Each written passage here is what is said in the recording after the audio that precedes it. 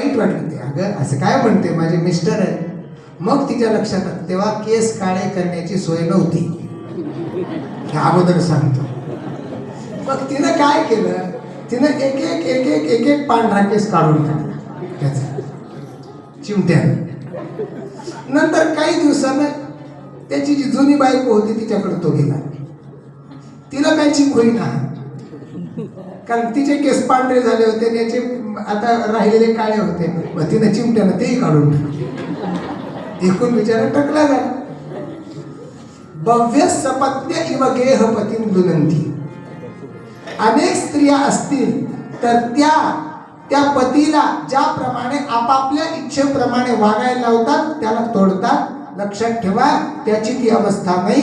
अनेक इंद्रियांच्या मागे जाणाऱ्या आपली ही अवस्था आहे.